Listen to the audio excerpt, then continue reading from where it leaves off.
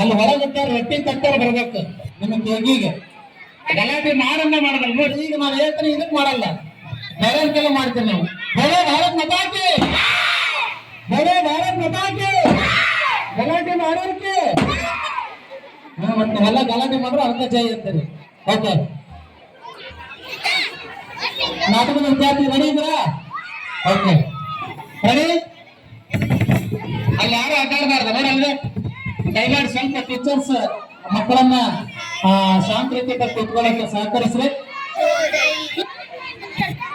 Ready ready 1 2 3 start.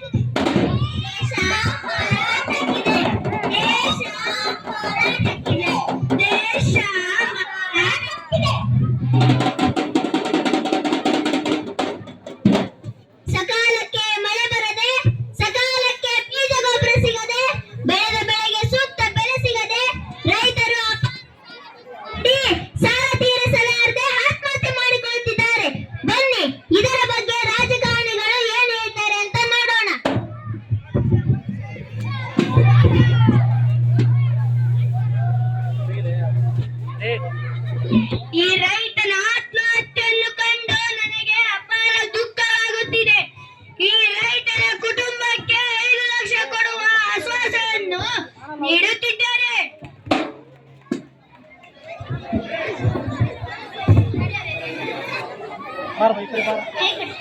ಅಮ್ಮ, ಏನಮ್ಮ? ನನ್ ಗೆಳತಿ ಹೇಳಿದ್ಲು ಅವರಪ್ಪ ರೈತಾಗಿ ಸಾಲ ಮಾಡಿ ಆತ್ಮಹತ್ಯೆ ಮಾಡ್ಕೊಂಡ್ರಂತೆ. ಅದಕ್ಕೆ ಅವ್ರ ಕುಟುಂಬದವ್ರಿಗೆ 5 ಲಕ್ಷ ರೂಪಾಯಿ ಪರಿಹಾರ ಕೊಟ್ರಂತೆ. ಮತ್ತೆ ನಮ್ಮ ಅಪ್ಪ ಯಾವಾಗ ಸಾಯ್ತಾರಮ್ಮ? ನನ್ಗೆ ಯಾವಾಗ 5 ಲಕ್ಷ ರೂಪಾಯಿ ಕೊಡ್ತಾರಮ್ಮ? ಯಾಕಂದ್ರೆ ಅದ್ರಿಂದ ನಮ್ಮ ಅಕ್ಕನ ಮದ್ವೆ ಮಾಡ್ಬೋದು, ನಾನು ಹೊಸ ಬಟ್ಟೆ ತಗೋಬಹುದು, ನಮ್ಮ ಅಕ್ಕನ್ ನಾನು ಕಾಲೇಜ್ಗೆ ಹೋಗ್ಬೋದು. ಮತ್ತೆ ನಮ್ಮ ಅಪ್ಪ ಯಾವಾಗ ಸಾಯ್ತಾರಮ್ಮ? ಅಯ್ಯೋ ದುರ್ವಿಧಿ, ನನಗೆ ಎಂತ ಕಾಲ ಬಂದ್ಬಿಡ್ತಲ್ಲ. ಇಂದಿನ ಜನರಿಗೆ ರೈತರ ಆತ್ಮಹತ್ಯೆ ಒಂದು ಸಾಮಾನ್ಯ ವಿಷಯವಾಗಿದೆ. ಅಂದರೆ ರೈತರ ಆತ್ಮಹತ್ಯೆ ಮಾಡಿಕೊಂಡು ಅದರಿಂದ ಬರುವ ಪರಿಹಾರದ ಹಣದಿಂದ ಅವರ ಕುಟುಂಬದವರು ಜೀವನ ನಡೆಸಬೇಕಾಗಿದೆ.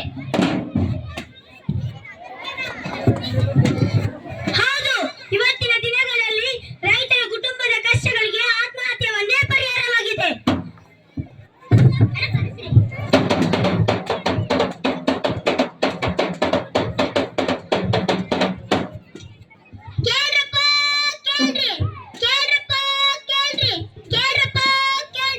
ಇಂದಿನಿಂದ ನಮ್ಮ ದೇಶದಲ್ಲಿ ನಕ್ಸಲೈಟ್ ತರಬೇತಿಯನ್ನು ಶುರು ಮಾಡಲಾಗಿದೆ. ಆ ಉದ್ಯೋಗ ಭರ್ತಿಯು ಸರ್ಕಾರದಿಂದಲೇ ನಡೆಯುತ್ತದೆ. ಹಾಗಾಗಿ ಯಾರಾಗ್ತೀರಾ ನಕ್ಸಲೈಟ್? ಯಾರಾಗ್ತೀರಾ ನಕ್ಸಲೈಟ್? ನಾನಾಗ್ತೀನಿ ನಕ್ಸಲೈಟ್. ನಾನಾಗ್ತೀನಿ ನಕ್ಸಲೈಟ್. ನಾನಾಗ್ತೀನಿ ನಕ್ಸಲೈಟ್. ನಾನಾಗ್ತೀನಿ ನಕ್ಸಲೈಟ್. ಯಾಕೆ? ನೀವೆಲ್ಲ ಯಾಕೆ ನಕ್ಸಲೈಟ್ ಆಗ್ಬೇಕು? ನಮ್ ಕಣ್ಮುಂದೆನೆ ನಮ್ಮ ಅಕ್ಕ ತಂಗಿಯರ ಅತ್ಯಾಚಾರ ನಡೀತಾ ಇದ್ರು ಅದನ್ನು ನಾವು ಕಣ್ಣಾರೆ ಕಂಡ್ರು ನಮ್ ಕೈಲಿ ಏನು ಮಾಡಕ್ಕಾಗ್ತಾ ಇಲ್ಲ. ಅದಕ್ಕಾಗಿ ನಾವು ನಕ್ಸಲೈಟ್ ಆಗ್ಬೇಕು. ಹೌದು, ನಮ್ ದೇಶದ ಸಾಮಾನ್ಯ ಜನರಿಗೆ ತಿನ್ನಲು ಅನ್ನವಿಲ್ಲ, ತೊಡಲು ಬಟ್ಟೆ ಇಲ್ಲ, ಕುಡಿಯಲು ನೀರಿಲ್ಲ. ಇನ್ನೆಷ್ಟೋ ಜನ ಅನಾರೋಗ್ಯದಿಂದ ಬಳಲುತ್ತಿದ್ದಾರೆ. ಇನ್ನೆಷ್ಟೋ ಜನ ಆಸ್ಪತ್ರೆಗೆ ಹೋಗುವ ಮಾರ್ಗದಲ್ಲಿ ಪ್ರಾಣ ಬಿಡ್ತಾ ಇದ್ದಾರೆ. ಇಷ್ಟೆಲ್ಲ ಆದ್ರೂ ನಮ್ ರಾಜಕಾರಣಿಗಳು ಒಣ ಆಶ್ವಾಸನೆ ನೀಡ್ತಾ ಇದ್ದಾರೆ ಹೊರತು ಏನು ಪರಿಹಾರ ನೀಡ್ತಾ ಇಲ್ಲ. ಅದಕ್ಕಾಗಿ ನಾವು ನಕ್ಸಲೈಟ್ ಆಗ್ತಿದ್ದೇವೆ. ಹೌದು, ಅದಕ್ಕಾಗಿ ನಾವು ನಕ್ಸಲೈಟ್ ಆಗುತ್ತಿದ್ದೇವೆ. ನಮ್ ದೇಶದಲ್ಲಿ ಹುಡುಗಿರ್ನ ಓದಿಸ್ಲಿಕ್ಕೆ ಹಿಂದೆ ಮುಂದೆ ನೋಡೋ ಈ ಜನ, ಆದ್ರೆ ಅದೇ ಹುಡುಗಿರ್ನ ಮದುವೆ ಮಾಡ್ಲಿಕ್ಕೆ ಹತ್ತಷ್ಟು ಖರ್ಚು ಮಾಡ್ತಾರೆ. ಅದಕ್ಕೆ ಈ ನೀತಿ ಸಂಪ್ರದಾಯಗಳ ವಿರುದ್ಧ ಹೋರಾಡಲು ನಾನಾಗುತ್ತಿದ್ದೇನೆ ನಕ್ಸಲೈಟ್. ಇಂದಿನ ಮನುಷ್ಯರಿಗೆ ಭಾವನೆಗಳಿಲ್ಲದಂತಾಗಿದೆ. ತಮ್ಮ ತಪ್ಪನ್ನು ಗುರುತಿಸಲಾಗದಂತಿದ್ದಾರೆ.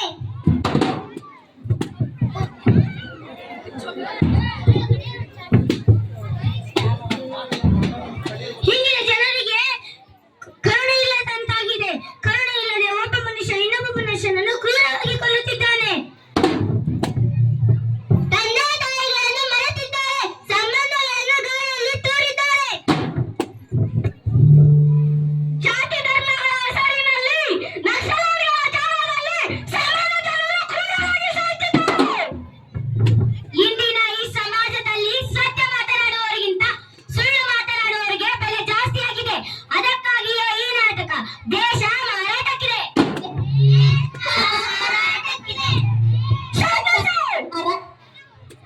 ನಿಮ್ಮೆಲ್ಲ ಈ ಸಮಸ್ಯೆಗಳನ್ನು ಕೇಳಿ ನನಗೆ ಸಾಕಾಗೋಗಿದೆ.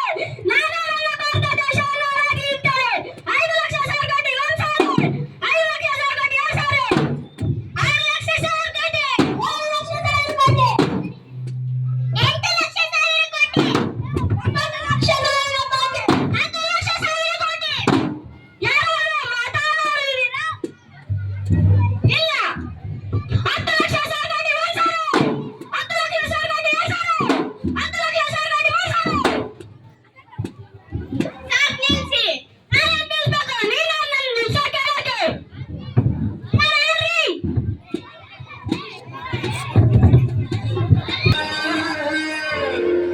ಸಾವಿತ್ರಿ ಕೋಟಿ ಜ್ಯೋತಿಬಾ ಮಾಳಿ ಸಮಾಜ ಮಾಲಗಾರ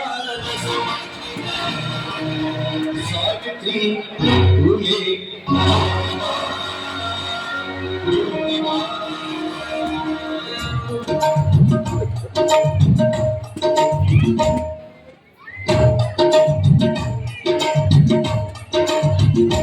ಈ ಮಾಳಿ ಸಮಾಜ ಮರಿಬೇಡ ಓ ಅಣ್ಣ, ಓ ಅಣ್ಣ. ಕಾಯಕನ ಕೈಲಾಸ ಎಂದು ನುಡಿದ ಬಸವಣ್ಣ ದೇಶದ ಮೊದಲ ಶಿಕ್ಷಕಿ ಬಲಿ ಮರೆಯದ ಶೋಧಕಿ ಮರೆಯದಿರು ಈ ಹೆಸರ ಹಿಮಾಲಯ ಸಮಾಜ ಮರಿಬೇಡ ಅಣ್ಣ ಕಾಯಕನ ಕೈಲಾಸ ಎಂದು ನುಡಿದ ಬಸವಣ್ಣ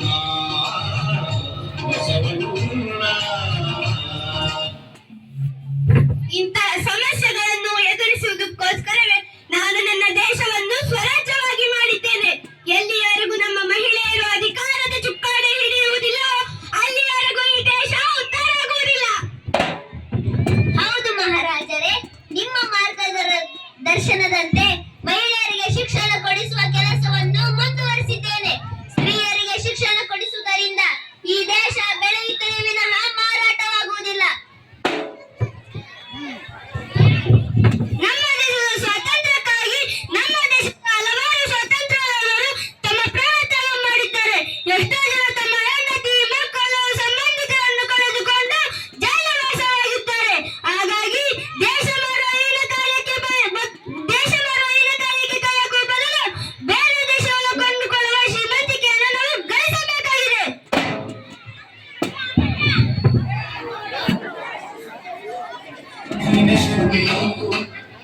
ಗಳಿಸಿಕೊಟ್ಟೆ ರಾಷ್ಟ್ರ ಸಂವಿಧಾನಕ್ಕೆ ಗಳಿಸಿಕೊಟ್ಟೆ ಸಮಾನತೆಯ ದೇಶ ಕಚ್ಚನೆ ಒಂದು ಮಾತು ಮೂಲ ಜೀವ ಕಚ್ಚನೆ ಜೀವರ ಮಹಾನಾಯಕ ನೀನು ಜೀವರ ನಾಯಕ ನೀನು ಜೀವರ ಮಹಾನಾಯಕ ನೀನು ಜೀವರ. ನನ್ನ ದೇಶ ಸದಾ ಸುರಕ್ಷಿತ ಆಗಲಿ ಅಂತ ನಾನು 2 ವರ್ಷ 11 ತಿಂಗಳ 18 ದಿನ ಕಷ್ಟಪಟ್ಟು ಪ್ರಪಂಚದಲ್ಲೇ ಶ್ರೇಷ್ಠವಾದ ಸಂವಿಧಾನವನ್ನು ನಿಮ್ಮ ಕೈಗೂಡಿದೆ.